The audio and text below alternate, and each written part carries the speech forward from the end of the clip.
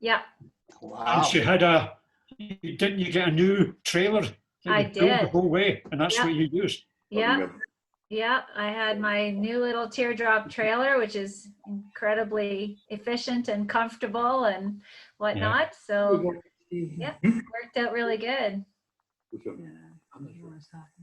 But is Teardrop, is that an Airstream?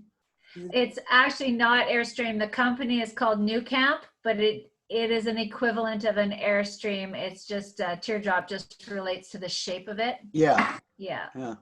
yeah. But Well, it's there's a got few other everything. people It's on. got a kitchen and a dining area and a decent sized bed and shower in the bathroom, and it's all decked out. Yeah. I bet you meet a lot of people along the way. Absolutely. Yeah, absolutely.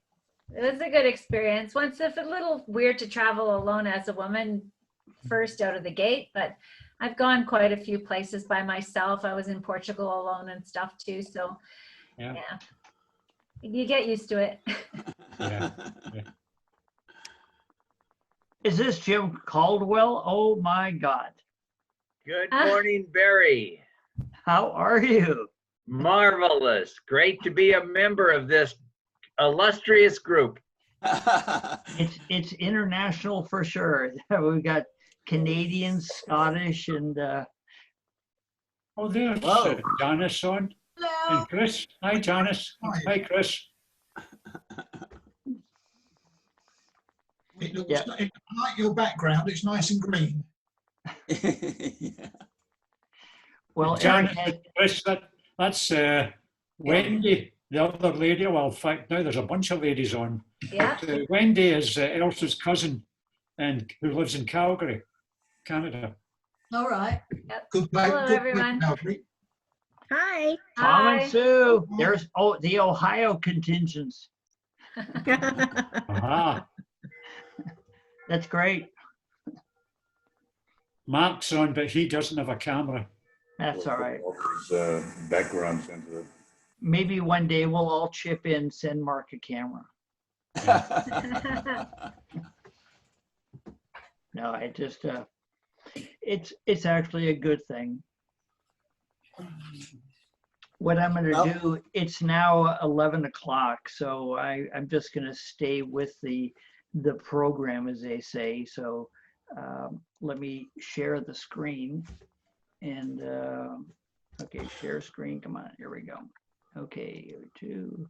Let me get hold of Elspeth while I'm waiting.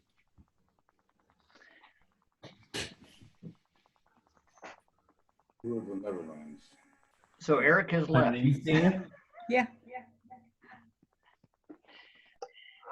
I turned my volume up and now I lost it. Okay, Eric, are you back? I just went to get Elspeth. Oh, okay. Yeah. Okay, no problem. Hi, Wendy. Hi, Elspeth. No, this is Anne. Oh, hi, Anne. I don't see you, but hi. Good to see. Hi, nice to see you again. Yeah, you too. Oh, Hi, there you Anne. are. Awesome. Nice to see you too. So who's serving the drinks? Well, it's going to be a board. Okay, here's the first suggestion is I'm going to start. What I'd like everybody to do is maybe mute the mics, because at different times people have been eating, and then we hear the crunch, crunch, crunch. And, Yeah. so whatever you do, it would just be good if you have a chance to mute the mic. You can turn it back on anytime. And we'll have questions at the end if somebody has any questions. Let me now start. Oh, no. This is the beginning of our summer generally, and we have now arrived on our boat. And our boat normally is in the northern part of Holland, in an area called Snake or Friesland. And I'll show you in a map in a few minutes where this is. And we are only allowed to be in the Schengen area, which is a general European area, for 3 months out of a calendar year. So out of those 3 months, I usually am there 89 days, because I always try to make sure if there's any kind of a problem, I've got 1 day of overlap, because I don't want to not be allowed back in. And this coming next year, I'm looking forward to You think- England and Scotland being out of the Schengen, which will allow us to leave and go and do tour of Scotland and have a little bit more time. But this was a picture last year of Anne and I arriving. You can see the luggage and we're ready to step aboard. The Netherlands, which is what it's called, you can see the blue line, and the blue line is the Rhine River. And it starts in Switzerland, obviously, and that's where the water is, and then heads towards the ocean. And as it meanders through Germany, it eventually gets down into the lowlands of the Netherlands. And the Netherlands is something that most people don't understand. It is really a very flat area. It's the delta area. It's where all the rivers go to the ocean. And it's very interesting. It's very water oriented. They always say that God created the world and then the Dutch created the Netherlands because it was basically a country that they basically dug out of the ocean and made land, which you're going to see in a second. This is the part of the Netherlands, the southern part, and you can see the Rhine River as it comes in and it heads towards the ocean. And where all the water wants to go is obviously through the Netherlands. And the Dutch have very much controlled the water, but you can see all the little tributaries that are coming off of it that allow water to go everywhere in Holland. But they've very much controlled it. Here's an interesting picture of what the Netherlands looked like in the 1300s, which is the green, and the white is obviously either land or it's ocean. And then you look at the 1900s to the year 2000, how much more land the Netherlands has actually produced, because what the Netherlands did was fill in areas. And they have a term for that, and that term is called polder, to polder, P-O-L-D-E-R. Barry And looks so- like he's in a boat. Is he? Okay, I'm not going to answer anyway. So what you see here again is the Netherlands, and the brown areas are the areas that have been reclaimed by the Dutch from the ocean since the 1900s. You can see the original green that you saw before, and then slowly they started filling in. And in the 1920s, late 20s, the Dutch had had a very bad time of the North Sea hammering the Amsterdam, all the coastal areas, because this used to be all open to the ocean. So about 1927, the Dutch decided that they were going to start building dikes. And so what they did was, the very first dike that they built was up at the top there. You can see where my pointer is. It's called the Afsluitdijk, and it's a 20-mile dike. It goes across from one side of the mainland to the other. But what that did was, it took all the water on the inside and separated it from seawater, and all of that water, because it was being fed from the Rhine, eventually all became fresh water. So what you had was every bit of sea life that used to be survive in the ocean, and every fish and plant and everything obviously had to die, because it obviously now is being fed by fresh water. So the Dutch put that first dike in up at the top. The next thing they did was the first top green area, they started to fill this in first to see if they could actually make land out of water. And that went very well. They then went across and did another area, which you can see where my pointer is. You're going to see this, us going through this with a boat later, but this second green area is all land also. And there is a little town called Urk, U-R-K, you can see there, that used to be an island in the middle of the ocean there. Well, the Dutch, Urk is now part of the land. The third area that the Dutch decided to do was they built this second dike, which is called the Huta dike.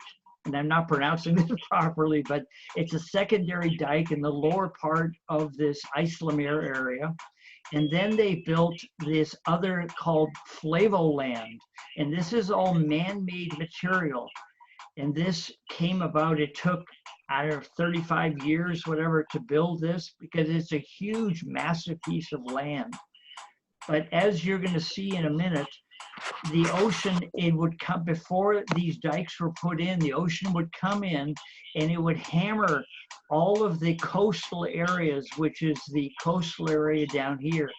And all of the pictures you're going to see is all of these coastal areas that used to be the sailing areas. When you would go to the North Sea to go fishing, you would come back through the IJsselmeer area and you would come back to your hometown and just drop off your goods with, at that time, were either herring or eels. But anyway, it was very much of a fishing area. And this man-made area is the little swath of waterway between, is the waterway we're going to be starting to explore, because that's the only interesting part of Holland that has a lot of history. Barry, this is Jim, if I might interrupt you for just a second. We have a number of extraneous sounds coming through. There's one of them is a clock ticking, and there's somebody with a radio on. Okay, let me see if I can shut everybody off. Okay, where are we? Okay, hang on. Nope, hang on. I gotta find it. I may have to stop the share to shut everybody off. Okay, participants, here we go. No, here they go. Okay, mute all. I'm gonna mute everybody. So once I mute everybody, if you wanna be talking again later on, just unmute yourself. But everyone is now muted. There you go, Jim. Thank you. Thank you. Okay, so this area, what I was trying to say was this area is the interesting area you're now going to see. Here is a actual map of the waterway that we went down. We started up where you saw Anne and the boat, where the arrow is, and that is the little town of Snake. We then went down, you're going to see as this brown line shows of where we went.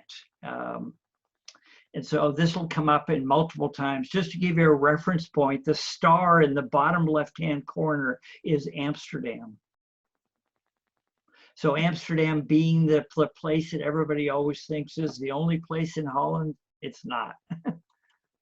So here we are in the little town of Snake, and water is probably the most important thing to everybody. This is a friend of mine who picked us up in his little boat and took us on a tour into the back area of Snake to show us that area, because my boat could not go back there. But almost all houses have some kind of water access to them. So you can see these beautiful little canals behind the houses, and everybody's got their little boat, whether it's a small one or a large one. The Dutch are just absolutely amazing on how clean everything is and how well kept. And I mean, it's a spectacular place. This is my friend's house that he just finished building in Snake. So the Dutch are now building, this is reclaimed land again that was been reclaimed 5 years ago, and they're now build houses on it, but very beautiful modern houses. Again, we're in Snake now and just ready to leave. And the normal place in these Dutch towns, because they have so many waterways, are these small canals. And you can see where I'm tied up to. So what you do is you come into the town, you tie to that wall, you pay $10 or $15 for the night's use of that wall and the electricity and water.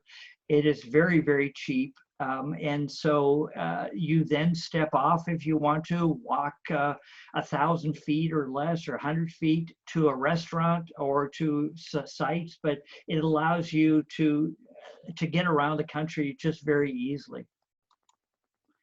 We've now left the little town of Snake and we're heading to a little town called Ilst. And these towns don't mean anything, but they're just such beautiful little places. Here's in Ilst, this windmill, and this is still a functioning windmill that is actually a sawmill. And you'll see there on the backside, they use it mostly to show people how windmills used to work. And the windmills in Holland, which is something I had no idea, only turn at the very top.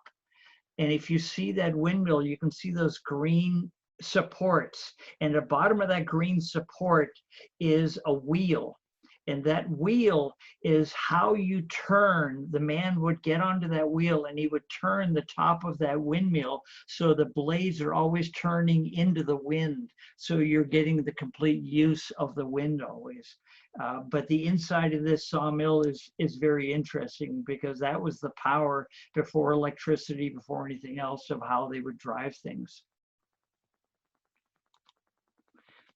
We're leaving Ilst now and going through, you can see as some of the towns you go through, they get very narrow. And there are hundreds and hundreds of bridges. As a boater, what you're always looking for, if you look straight ahead, you see a red and green. The red and green are, as a boater, that means he is about to open the bridge. You're going to see some pictures where they're going to be double reds, which mean that the guy's gone to lunch. You might as well go park and do something else. But it's the way to let the bridged person tell you what is actually going on. And every one of these bridges all the way through Holland, everyone has a bridge keeper, has a person that is manning it. Some of them you have to actually pay. It may be €1 or €2, but it's most 95% are free. As we're going along, you can see again the Dutch people's houses, normal house. They're spectacularly very modest houses, but very nice. But everybody's got a boat. My wife navigating as we're going down the canals. You know, you've got these beautiful green pastures you're passing through. My wife, she's not riding a broom, but she's cleaning our boat, because as you go, you get a lot of debris and things from the fields on the boat. And so she's always trying to make sure everything is clean. Another cute town we're arriving in, we have parked on the left-hand side. You can see the normal wall. You get up, you do your exploring. You may have lunch at a little cafe. You may spend the night if you feel like it. You can go on. I mean, if you just stop for 3-4 hours, there's no charge. Again, it may cost you $10 or $15 to spend the night. Just a typical scene along the canals. This is our basic transportation as we go, because you obviously don't have a car. So we have 2 bicycles aboard. They're folding bikes. And if you look in the background here, I mentioned the bridges that open. This bridge, you can see the 2 red lights. What that means is this bridge keeper is not available. So you might as well park, because you're not going to get through. So you have to wait. In this little town of Odega, there was an old church, and Dutch, in their unique ways, instead of when it burned, this was after the war had burned, they just made a clear top on it. So it's just a very interesting way to do a church without doing the old way. City Hall, I mean, one of these typical 1600s, 1700s City Hall buildings. They're all over. Again, there's another town called Woodson, which doesn't mean anything except that we tied up here. You can see it's almost in front of somebody's home, and just a great place. Another place, you notice most of the older buildings will give you a date. It'll say, this one says anno, which is mean year, and it's 1748. As we go, you can see some of the old Dutch sailing boats that are going, and they're all flat bottom because these waterways are not very deep. Some of the boaters who are like Jim Caldwell will know that a couple hundred feet or 1,000 feet is normal in the Pacific Northwest, but in Holland, if you have 3 to 5 feet below your keel, that's a lot of water. Use plenty of water. So depth is not anything. So here we are coming up to a bridge where we arrived, and if you look at the time, the man has gone to lunch because his show is between 12 and 1. He's at lunch. So Ann and I tie up to this wall and we get off. And the first thing my wife sees is ice cream. So right across the street is a little ice cream parlor with coffee. And so we went across the street for ice cream and tea. And the farmer ended up giving us a tour of his farm. And it was just a great way to spend an hour while the bridge keeper went to lunch. Because one thing in boating you can't do is be in a hurry. As we're going along, this is your typical Dutch sailing boat. This is called a scoochie. It's a term that is a very old term, and it's a flat bottom boat. And when these boats are heeled over, meaning leaning over in the wind, you can see on the side of this boat, there is what they call a sword, and it's a giant piece of wood that goes into the water, so when the wind is pushing you over, that it doesn't flip, because these originally were not meant for fun sailing, they were meant for fishing. So that's why they were very large boats. Here is a scoochie underway, and you can see that he is being blown pretty hard and his sword is down, and so it keeps the boats on a level keel, giving it a keel very much like a modern day sailboat. But this is, you can see on some of these lakes how busy they are. We're right now in a little town called Lemmer, which you'll see in a minute on a map where that is. It's one of the oldest fishing communities in Holland, because it was right near the northern part of the Netherlands where it was easy to come in. And so where Anne is standing is a lock that you would come in from, originally from the open ocean, and come into the little town of Lemmer. The Dutch typically are just absolutely fastidious about their boats. I mean, the woodwork and the detail is phenomenal. You know, a typical Dutch schooner.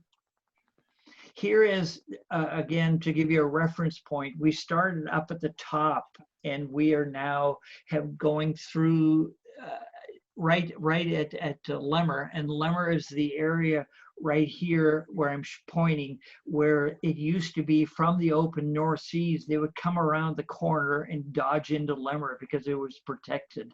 But because now you have this dike across, it no longer needs to be protected. So what we did was we went across, you're going to see as we go across the man-made area, heading to the areas that were the actual interesting part of the Netherlands. So as we leave Lemmer and head towards the man-made areas, this is the largest, deepest lock in Holland. This is about, the locks drop the boat about 15 feet because it is into the area that was man-made. And you'll see as we go along after that, they'll come back up. But there we're in the lock, the water has come out, and you can see how far we drop down. And it's the only very deep lock in all of Holland. And it's right outside that little town. So the lock doors open, we come out, and now on the right-hand side is man-made land. On the left-hand side is all the original land. And the Dutch have made it so when you look at it, you can't tell the difference. I mean, they've done a fabulous job. Lots of Dutch people fishing along the way. They fish for pike. There's lots of different fish that they fish for.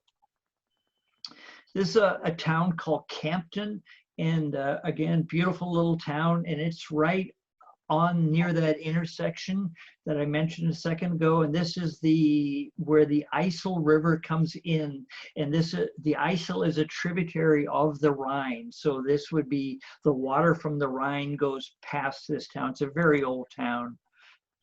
Typical old Dutch city hall. As we go, this picture, I had no way of showing this clearly, but as you're going to see the real piece, but this was a depiction of the 1700s. When you look through this doorway, you would see the open ocean, and a man lived above this in the room up above, which you'll see in a second, and it was like a light keeper. But in the winter, when the storms would come, if the water came up too high, they had doors to close this area off. I must have hit something I don't So see. what you have here, there's what it looks like now. That's the original building, the doors, and the light keeper, or the person who was in charge of making sure that the town was protected from the water was the man who lived up Yeah, above. see him. And this was his living area up above. Sue, would you mute? And did I not mute? Yes, you did not mute. I am so sorry. Okay, so the light keeper, this is, or the person who was in charge, this is where he would live up there. The little town of Harderwijk, where we're at, is a walled city because that was protecting the city from the North Sea. On the inside of the wall is where all of the people would live, and it was generally the tradesmen, the tailors, the carpenters, all the people. But now those little buildings have all been turned into houses. The little town of Harderwijk is just a typical Dutch town, just so beautiful and so great. I mean, in the morning time we go out for our morning ride to go into a little bakery for baked goods, and you park your bicycle and go inside. You can see this one was from 1839. In this town of Harderwijk, there is a famous artist who I took a couple of his pictures. I love this. Not that any of us can relate to this, but the mouse hanging down, trying to figure out what the hell's going on with this thing called a computer. But he's got some very whimsical artwork. This is another one where her husband drops the paint in her lap. Typical Dutch woman who's just not really excited about the neighbor who dropped his beer can over. But this artist, it's just, I mean, for me, it was just just great current art. The tourists trying to figure out why the Dutch who are on bicycles, and this lady who is just a terror. And this is normal. If you've been to Amsterdam, you see the Dutch, they don't care about the tourists. Get out of my way. So anyway, this is the artist, and he happened to be there that day painting a large mural. So we're now leaving the town, and as we're entering another lock, we're slowly going to be raising up because we dropped those 15 feet a bit originally, because again, the right-hand side is man-made, the left-hand side is what the old part is.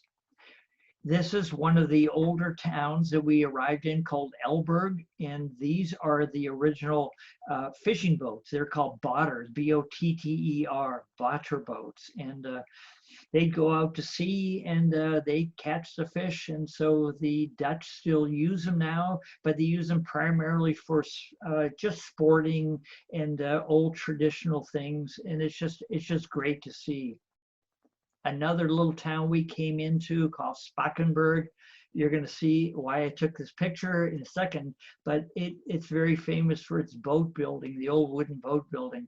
But here we came in from the sea, and we tied to this wall, and the only spot we could find was on the corner, and the guy never came by to collect any money, but you have electricity, you have power, and sometimes they come and collect money and sometimes they don't. So, the town of Spakenburg is known for the old sailing, the wooden sailing ships, and it still has a lot of historical information there. This is the town of Spakenburg again. Beautiful. I mean, their ability to keep things original is phenomenal because all the old craftsmen, everything is still done the old way. So all of these ships as if they were 200, 300, 400 years old. So Spakenburg is right where the arrow is right now, down at the bottom, and it's right on the inside of this little waterway that I mentioned, which is the used to be open sea, and this open land is all the fill-in land. You can see Amsterdam to the left here. That gives you a reference point to where Amsterdam is.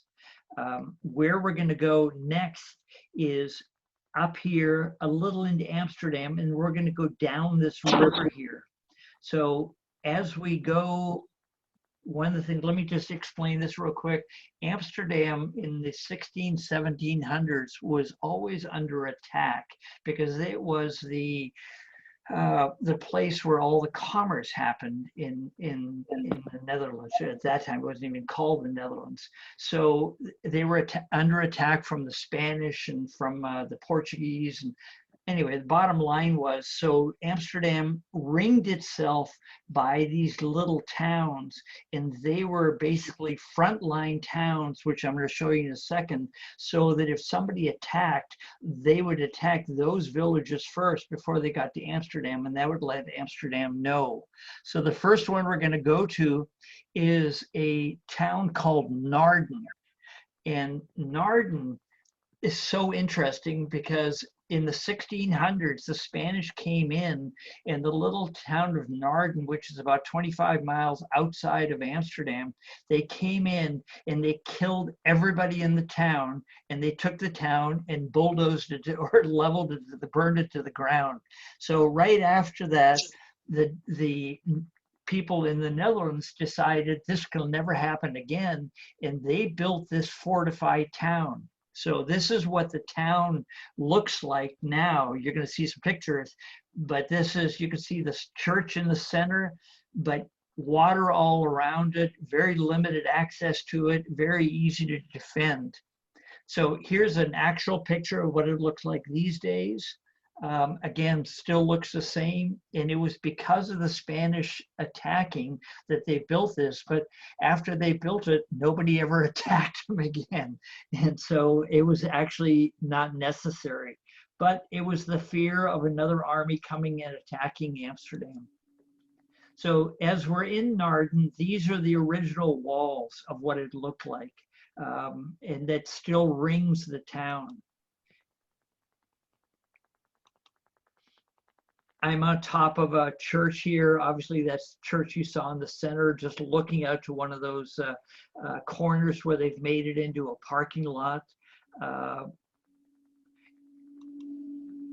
This is, again, one of the gates to the town. And this is, again, used when the seas, the North Sea, got rough in the wintertime. This was a way to protect the town of Naarden from an excessive amount of water. They would close these doors. They had doors on them.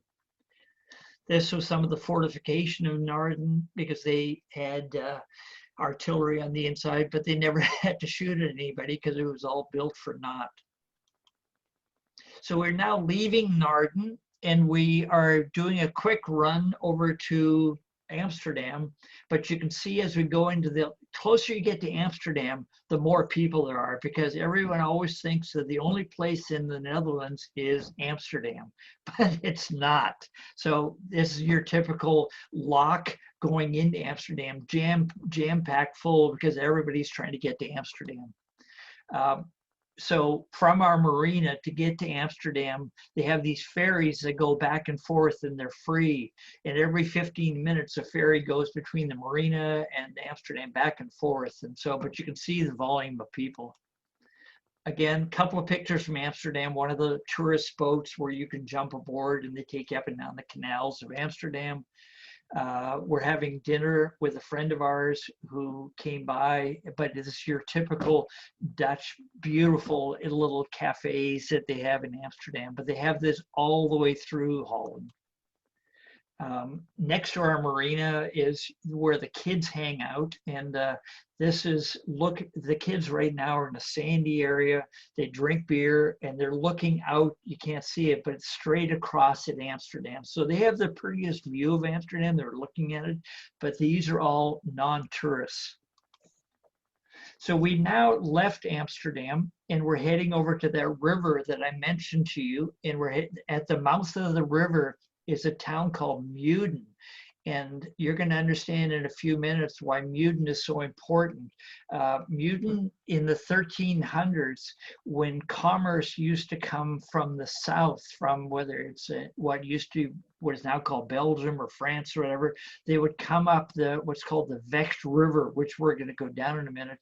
And all commerce would come up the Vecht and would come into Amsterdam or then head to Germany or to wherever they were taking their goods. So this town was very important as an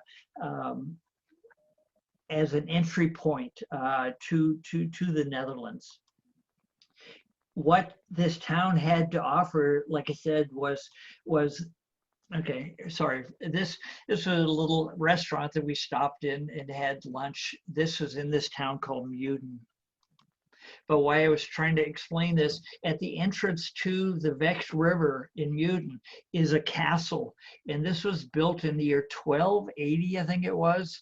And it was built as the king who collected a toll from anybody coming up or down the river if you wanted to go to Amsterdam. So he built this spectacular castle here, and it was nothing more than a way for him to fund his kingdom, and it was being funded by the toll coming up from the Vecht River, coming out of Utrecht and Belgium and different places, coming into Amsterdam to bring the goods.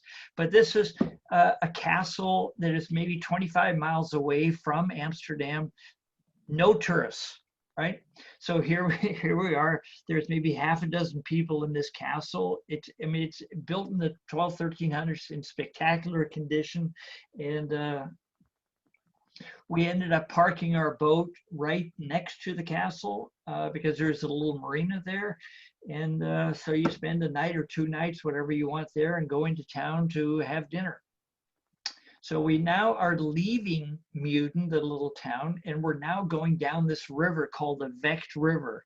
And it's one of the more beautiful rivers that I've ever seen, because these houses you're going to see in a second are all the money that was generated in Amsterdam by trade when you go back hundreds and hundreds of years.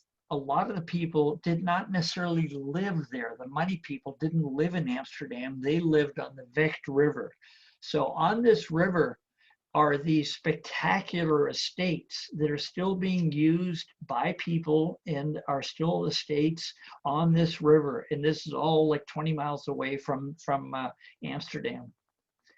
They're just spectacular homes, some a little modern, some not so modern, but everyone's got beautiful access to water. They're close to Amsterdam, but they're away from people. You know, the guy's got a little boathouse there, plus he's got a tea room, so it's raining, you can have a cup of tea inside. But typical Dutch fashion, everything is just in just immaculate condition.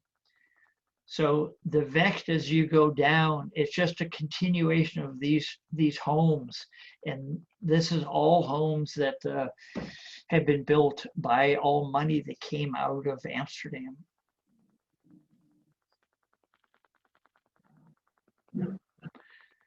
This is one of the homes. This is still a home, but this is part of a larger castle that is built on the Vecht. And typical in Dutch fashion, when they built this, they put a moat around it. So there is only a bridge for you to walk across. And if you didn't, in the old days, obviously, if you didn't want your enemies or whatever to come, you just pull the bridge up and there's no way you're going to get across because it was just waterway.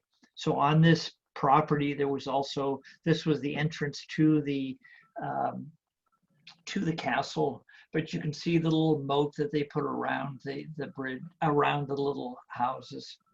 This is the main castle that the man, I don't know where the money came from that he built this or why, but it's in the middle of the Vex River. You've got this spectacular castle again. I mean, it's a fairyland castle. We've now left that area, the Vecht, and near the end of the Vecht is a town called Utrecht. And Utrecht is, it was known for its commerce because, again, it was the beginning of where the Vecht would go north. So if you brought your goods, you would bring them into Utrecht and then take them up the waterway into Amsterdam. So now these areas are basically cafes where they used to be stored goods down below, and they would sell fish, any goods that they had to sell, and they'd live above. But the Dutch have made it into just a beautiful little area. In Utrecht was a very interesting museum for old, what am I trying to say? old organs. So very interesting old organs. This was one that was built in 1925, survived the war, and it's just classic old organs. So Utrecht now, we're leaving Utrecht, and this is the inner harbor of Utrecht, and just a typical inner harbor. As we leave, you can start to see the river. It's just a meandering river. And again, you can see the old days, it would be commerce, it would be going up and down. And now it's mostly just boaters that are out to enjoy themselves. Typical landscape. Another cute town. Typical waterway around the towns. We're now coming into another cute town, which I probably can say this too much, but another interesting lock that we enter. You can see the red lights up ahead, and what we're doing is waiting for the red and green, which tells the lock keeper, okay, now it's your turn to enter because I'm going to open the gate. But red means he's manning it. There's somebody in the lock and you have to wait. So here we are in the lock and hanging on. There's no real pressure here at all. Because these waterways, as there are no tides and there are no currents. So the only current you're going to have is from the water moving out of these locks. So it's a totally different type of boating. I put an arrow here at the bottom of where we are now, and we're in a town called Gouda, or Gouda they call it, where Gouda cheese comes from. But you can see Utrecht on there also, right behind the arrow where we came down the Vecht River. That is right there. So went from Utrecht down this little waterway here to Gouda. So Gouda is one of the prettiest towns. I mean, we spent a week there, absolutely just loved it. So many interesting things to see, beautiful architecture. You know, I mean, here's your typical Dutch, a building from 1615, right? Normal little shops, people live above them, but the Dutch do flowers everywhere on every canal. This is an old cheese market in Gouda. So this goes back to the 14 or 1500s, where when you sold cheese, because that's what Gouda is known for, Gouda was known for, they would weigh it. And these were scales. The scales are original, the women are not. But anyway, so the cheese would go on one side and the weight would be the other, and that's how they weighed it. But it was an interesting building to see this. This is City Hall in Gouda. A beautiful, beautiful city hall. So they let you walk around inside the chambers. Under City Hall, they have a cafe. So if they want to have meetings in the cafe, this is underneath City Hall. Here we are in the evening time. We've parked the boat, and it's just, we just came back from dinner. Just a spectacularly beautiful area. Typical little canal going through Gouda. Again, flowers everywhere. This is obviously not a waterway my boat can go on because you can see the bridges, and the bridges are always the limiting factor. If they don't open, you're SOL. But it's a beautiful area, as people live here for them to look out. An interesting thing in Howdah, obviously the Germans during the Second World War were pretty ruthless, and a lot of the Jewish people were taken from Howdah in a lot of the Netherlands. And so what Howdah has done in front of each one of the homes where some of the people were taken from, they have these bronze keepsakes that are actually, as you're walking along, you walk on top of them. But each one of the people that live here, they're the ones that keep them clean all the time. But let me explain here what it says. Here lives, hier woonden, the man's name. He was born in 1923. He was deported in October in 1942. He was deported to the concentration camp in Westerbroek. He died, there was a transfer station in Westerbroek. He died on the date below that, on 3 days later in Auschwitz. So it's one of the best memorabilia things I've ever seen, and I've seen them everywhere, different events. But this was the most moving for me because it gave the house, and it gave the information on the people that live there. So anyway, Howdah is very because they lost so many people out of Howdah. So another interesting town we left after Howdah was the town of Rotterdam. So Rotterdam is very interesting because it's the mouth of the Rhine, excuse me, the end of the Rhine River as it goes into the ocean. So it was also one of the towns during the war that as the Germans were going across, or wanting to go across and conquer France, they had to get through the Netherlands first and Belgium. Well, the first thing they did was tell the Dutch, look, we're going to bomb Rotterdam. We want you guys to give up. And the Dutch said, no, we're going to fight you. So the Germans took the Luftwaffe and for literally days took the town of Rotterdam and bombed it to the ground. And at the end of that bombing, they said to the Dutch, do you give up? And they said, yes, because they said, okay, if you didn't give up, Utrecht was going to be our next point. So here is an interesting picture of what Rotterdam used to look like in 1940 on the left-hand side, and what was left 1 year later of the damage that the Luftwaffe did. And that was just a small section of the harbor. So I'm telling you all this because Rotterdam is one of the more interesting things, because after the war, they had a clean canvas to grow from. And so they went the other direction, because in the 50s and 60s, it became, make it interesting. Don't do old, do interesting. So this is one of the more interesting buildings in Rotterdam, and it's called the Markthal. And it basically is an apartment building. So you can see that in the inside, you're going to see in a second, is a place where you sell restaurants, markets, all the different things, but people lived all the way around it. So from the outside, you can see the apartment buildings. And when you get to the inside, you can see the little cafes, the little vendor selling thing. I mean, it's the most clever use of space that I've ever seen, because it gets cold in Europe, but now you've got a place where you live, you can go inside and you can eat, you can buy your groceries inside, and you basically don't have to go out.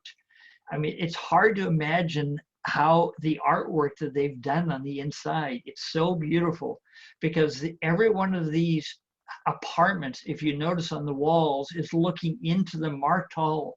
And so whether it's the living room or it's the floor of your closet, you look down into, because all of these, as it moves across, are obviously at different angles in different parts of the apartment building. But anyway, it's just a very interesting building, and I found it very intriguing. There you can see a little bit, you can see the upper parts of the person's closet up there, and then you see the other parts of people's living room. And it's just, the Dutch were very creative. Another building is very creative in Rotterdam. Again, a little wacky, but this was the 50s. And so, you know, they tried to be different. Typical, you know, just out in left field kind of a building, but there's so many of them. The downtown, I mean, even the large office buildings were many times just different. Outside of Rotterdam, and I have no idea why, but for some reason they decided to build an ark. And so here we have an ark that is, not exaggerating, I don't know, I'd say it's easy 200 feet long, 300 feet long, and maybe 75, 100 feet high. I don't know what the purpose of it is, but you know, it's a floating ark. So I guess they're prepared for global warming or something. I don't know. Again, in Dutch form, this looks like a boat, but it's not. It's a building. It's the Royal Caribbean headquarters. So outside of Rotterdam, there is an area called Kinderdijk, and it's pretty famous. And it's an area basically where you have many, many different windmills. And all of these are still actively used windmills. And the majority of them have people living in them, because what the Dutch did, instead of making them museums, they made them homes for people. So people have to maintain them, the yards, and keep things clean, and but they get a place to live. I mean, you can see the man walking outside. And this is in the Kinderdijk area, and you'll see this all over Holland. But it's your typical windmill. And like I said before, on the windmills, the only section that turns is the actual very top of the windmill. And as we leave here, Rotterdam, we're now heading north. We're going to a little town called Delft. Everybody knows it because there's a blue pottery that's famous called the Delft pottery, and it started in this town. Anyway, I didn't do many pictures of it because it's not that interesting to me, but these are the historical buildings in Delft. These were the armory buildings. The canals with the beautiful canals. You can see how clear the water is. An armory building, this one from 1692, where the munitions and things would be brought in. As we're parked in Delft, we parked next to a garbage area, because one of the things I never thought about is how do you deal with garbage? So the Dutch, again, in totally different way of doing it, because all of these little towns are small, you can't have a garbage can you stick out front, because everybody have garbage cans everywhere. So everybody has a card. And in town, in every other town, they have an area where you take your garbage to it, and you, with your card, touch the top of it. You can now drop your garbage into it, and you're billed by how much garbage you drop off. So there are these containers that you can see here that you drop your garbage into it, but it all has to be separated: glass, paper, and goods. So while I was there, the garbage man came by. So I found this interesting to see. So the garbage man, how do you get all this garbage out? Well, so it's automated. So the crane comes over, grabs the garbage, pulls it out of the hole, and lifts it and puts it into the garbage truck as it's going by. So the garbage truck opens up, and the container opens up, everything falls out, and you continue on. But it's just an interesting way to deal with garbage, that instead of having these crazy containers that we all have to shove around all the time, and they're ugly in most areas. Anyway, in this town, it was just another city hall, a beautiful city hall. But you notice no tourists, right? Because everybody's going to Amsterdam. So these towns are just, they're so quaint and so cute, and the eating is so amazing.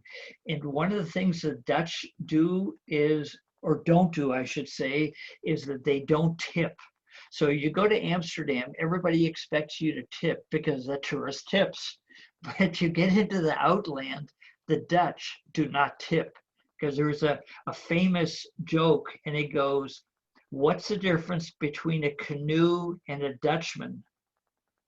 A canoe tips, because the Dutch don't tip. So when you go out to dinner at night, you may have a meal, and if it's $18, when you get the bill, it's $18, and they don't expect anything beyond that. So it's just a different way to look at things.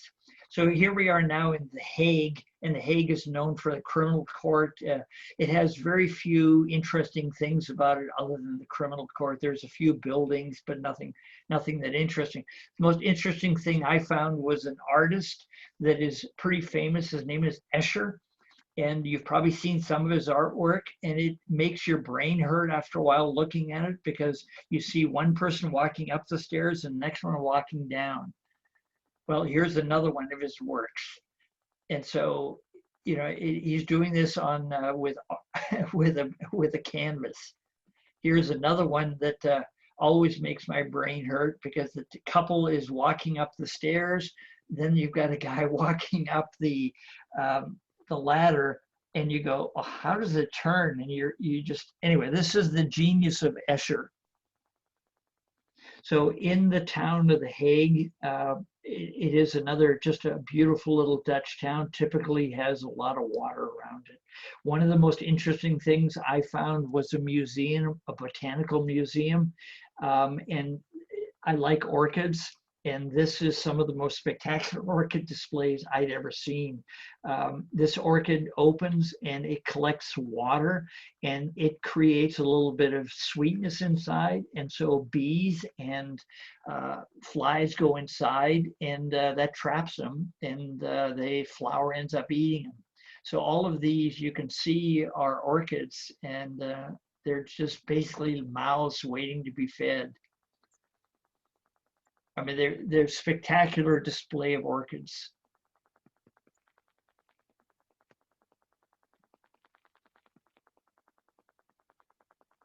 It was I mean, The Hague, this is one of the more interesting things.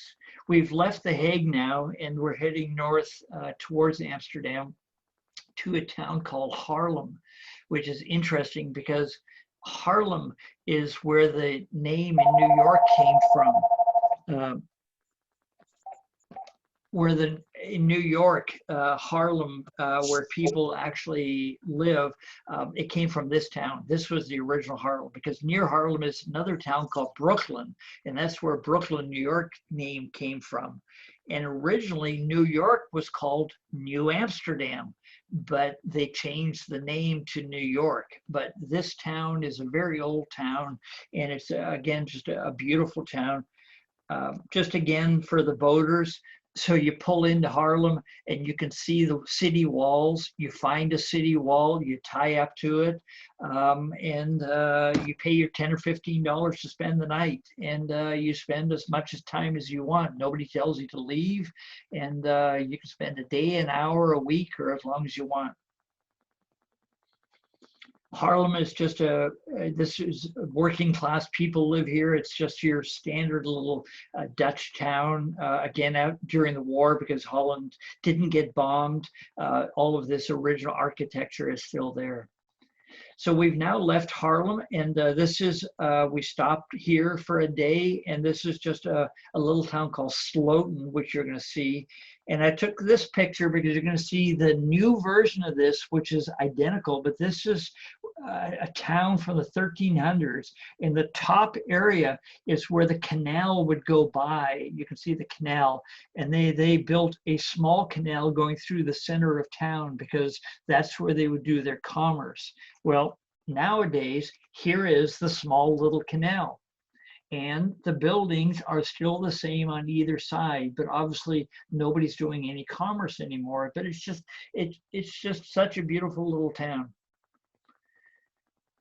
Your typical, I mean, some of these towns, you have a bridge keeper, like I told you before, everything is manned because but some of them, the touristy towns, they have a toll person there, and he swings a shoe out. So as the boater goes through, when he opens up, he swings the shoe out, and you have to put €1 in. And it's just a way to him to make a little extra money.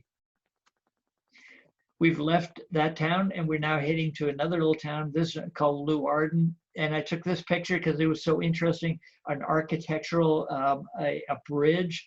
You could see it opening, and it opens, says green, so it's okay for me to go through. But how they built this and the design, when you see it come up, it's just so interesting. Because to take a bridge and make the road go that high up in the air is just phenomenal. So we're entering the town again through the water, and I'm up top taking a picture down, and that's the down piece. That's from the top looking down to this little town called Leeuwarden. Some old architecture. One of the most interesting thing was City Hall, which we went into, and the mayor happened to be presiding, and she allowed us to come in, and she welcomed us. And so we were able to go around, because what we were looking for, and this was a plaque I had been told about. So real quickly, John Adams, one of our earliest presidents, was the first ambassador to the United States. And when America became America, America sent John Adams into the world to ask for America to be recognized as a country. Well, he went to England, and England said, eh. Scotland, eh. He went to most of all the other places, and everybody said no. And the first place that acknowledged America as a country was this little province where I'm in called Friesland. And so this is a plaque commemorating in 1782 the first time that John Adams got recognition of the United States by somebody out of the United States. And the interesting thing is the mayor didn't really even know where this plaque was. And I mean, it took us a while to find it, but it was in City Hall.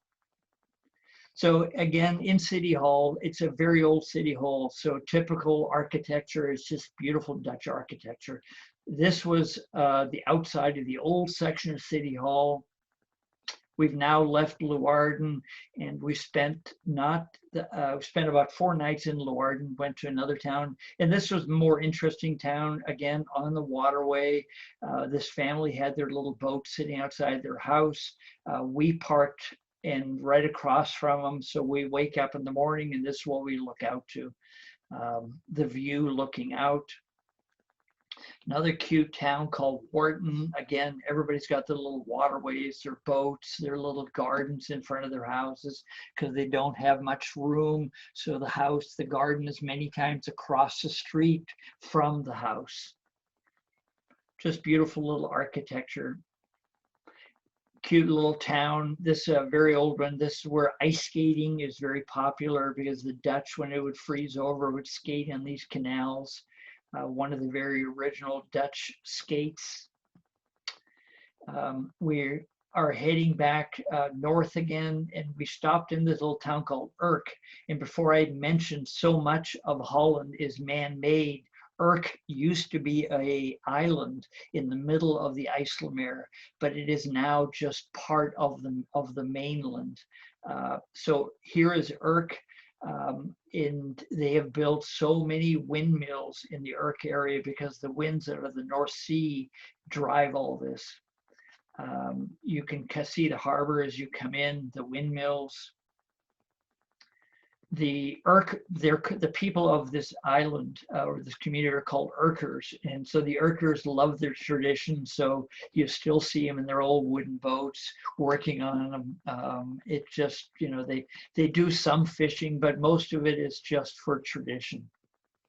This is my friend Dave, but these are eel fishing nets. And so when they would come in from the salt water, when it was salt water, they would dip their eel nets into these boiling pots and clean their eel nets. There you can see from Urk looking north to the North Sea, there are 3 rows of windmills. Generates a huge amount of energy for Holland. It's all wind energy, obviously. Most of the land on the right-hand side, obviously, is all man-made, and they call it Rotterdam, Little Rotterdam, because so much of Rotterdam, after it was bombed, they didn't know where to put all of the refuse. And so much of these polder areas are the refuse. They would bring them up from Rotterdam and dump them there. As is your typical, I found them delicious, herrings, pickled herrings with onions. Another beautiful town, an old cheese distribution area. Typical, area where you could take your dinghy around or you could walk around. But the Dutch, they have quality of life is just second to me, is second to none. This is one of the last pictures, and I found this very interesting. This a friend of mine who you see these containers outside of most bars in the evening time or any festivities. So they're very pragmatic. So the Dutch know that a guy is going to look for a place to relieve himself after 3 beers. And so instead they have these and they leave them everywhere, and then they pick them up and take them away. But you just walk up to it, stand there, do your business, and walk away. Anyway, just interesting. And that's it for this year. So let me unshare and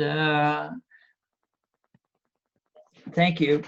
I appreciate it. It's an interesting, different perspective of the Netherlands that you don't see in most presentations, because they always show the thing that everybody gets bored with after